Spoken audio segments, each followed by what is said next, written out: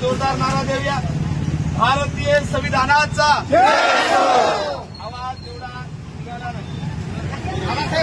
भारतीय आवाज कमी होईल आमचा महिनाभर राहिला तरी पाहिजे।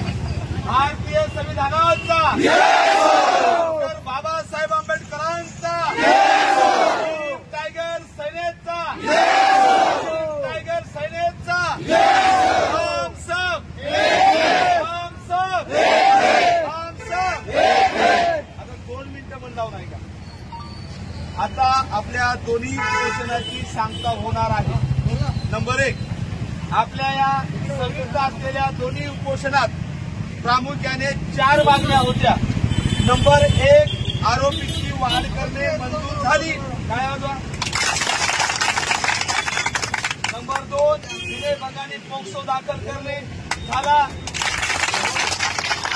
नंबर 3, पोलीस प्रशासनाला आपण वेळ देतो तो साहेब, ठीक आहे, आज आरोपी अटक होतो तिला 8 दिवसात करा, बरोबर आहे?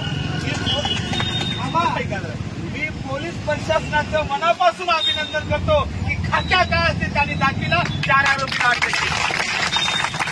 म्हणजे अजूनही चांगले अधिकारी जिवंत आहेत हे सिद्ध झालेलं आहे, बरोबर आहे? त्याबद्दल पोलीस प्रशासनाचं अभिनंदन करण्यासाठी त्यांना पाठबळ मिळावं, त्यांना ऊर्जा मिळावा, चांगल्या अधिकाऱ्यांच्या पाठीवर थाप होण्याचा जोरदार टाळावा।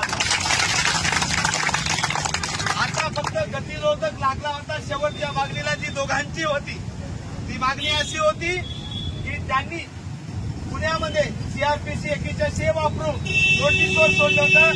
त्यासाठी कलेक्टर साहेबांच्या कॅबिनमध्ये जवळपास 3 वेळा चर्चा झाली आणि शेवटी त्यांना आपलाच मुद्दा मान्य करावा लागला, त्यांना स्वीकारावं लागलं, याचा आपला विजय झालेला आहे।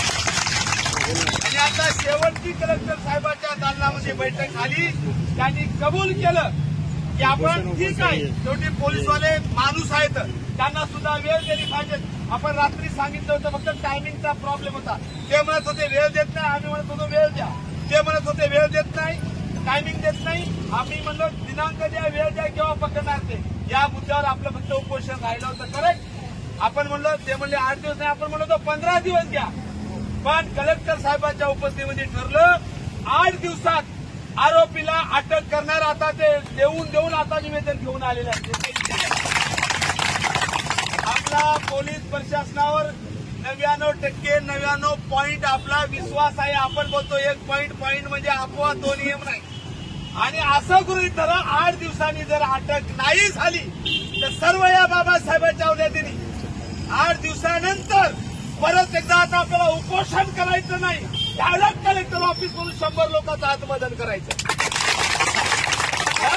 8 दिवसानंतर आरोपीला अटक नाही झाली तर माननीय डीवाय साहेबांना आरोपी करून आपण जायचं नाव टाकून आपल्याला निवेदन द्यायचं आहे।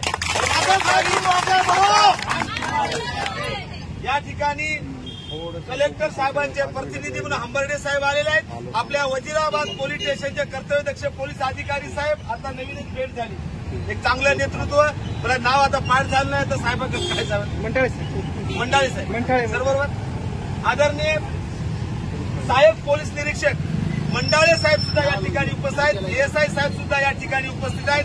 आणि ज्यांनी 5 दिवसापासून मेहनत घेतली उमेदवार साहेबांनी, उमेद साहेब कर्तव्यदक्ष आहेत, त्याला वाटतं जर आठवण नसतं तर व्हिडिओ कामायचे, काय आपली मागणी लावले ते सुद्धा व्हिडिओ करत आहेत, त्यांचं अभिनंदन करतो मी। आणि व्हिडिओ जे ऐकायला ते तसं त्याने कारवाई करतील पूर्ण विश्वास आहे, खास करून उमेदवार साहेबांच्या अधिकार काय वाटतं, कारण कंटिन्यू ते 5 दिवसापासून येत आहेत। आणि अशा पद्धतीने आता रुईवाले ऐका, आता मी फक्त मार्ग दाखवायलो, पहिल्यांदा हे यशस्वी जो लढा भेटला माझ्यामुळे अजिबात नाही, मी फक्त मार्ग दाखविला, ते आपण यशस्वी झालो, फक्त सर्व करमोडी आणि रुई ते सर्वजण तुम्ही कारणीभूत, याचं श्रेय फक्त तुम्हाला, तुमच्या नावात तुम्ही काय। आता त्यांनी आपल्याला 8 दिवसाची वेळ मागितली, 8 दिवसात आरोपीला उचलतो म्हणाले, हे तुम्हाला मान्य आहे का? असं मेंग्यासारखं गावात काढायचं नाही, रुईवाले मान्य आहे का? 8 दिवस नाही तर लढायला तयार आहात ना? 99% भरोसा, 1% नाही, नाही झालं पुन्हा आंदोलन करावं लागणार काय केला, काय आमच्या नेतृत्वावर आमचा भरोसा।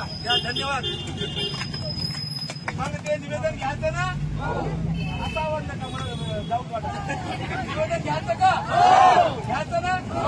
8 दिवसाची वेळ द्या. एवढं डोक्यात ठेवा. जरा सर या.